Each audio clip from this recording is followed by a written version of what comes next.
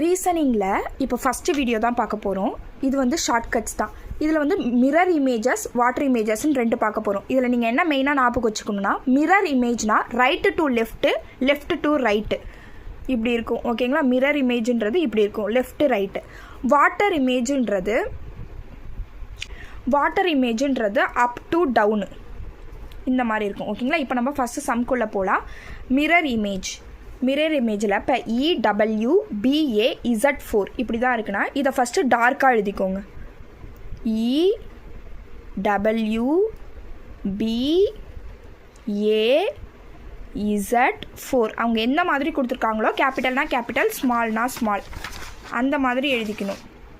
எழுதினோடனே இதை நீங்கள் டார்க்காக எழுதும்போது இதோட அச்சு உங்களுக்கு பின்னாடி தெரியும். அந்த அச்சில் அப்படியே ரீரைட் பண்ணுங்கள்.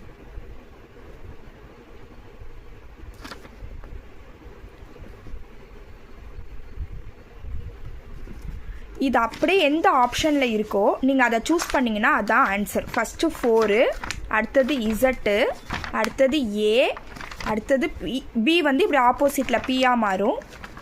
டபிள்யூ எந்த சேஞ்சஸுமே இருக்காது, இ ஆப்போசிட்டாக மாறும். அந்த ஆப்ஷன் ஏ ஆன்சர். அதே மாதிரி ஃபார்மசி நீங்கள் ட்ரை பண்ணி பாருங்கள். இது அப்படியே டார்க்காக எழுதி பின்னாடி திருப்பி அதில் என்ன இருக்கோ அந்த அச்சை அப்படியே நீங்கள் எழுதுனீங்கன்னா அதான் உங்களுக்கு ஆன்சர்.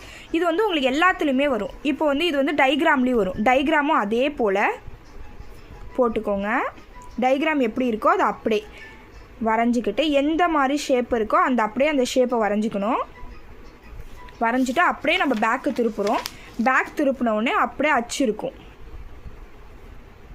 அச்சு அப்படியே வரைங்க, எந்த சேஞ்சஸுமே இல்லாமல் அப்படியே வரைஞ்சிங்கன்னா உங்களுக்கு அதுதான் ஆன்சர். நீங்கள் எப்படி இருக்கோ அந்த அச்சு அப்படியே வரைஞ்சிங்கன்னா அது உங்களுக்கு ஆன்சர் ஆகிடும். இப்போ இந்த பக்கம் இருக்கிற முக்கோணம் அப்படியே ஆப்போசிட்டாக மாறும். ஓகேங்களா?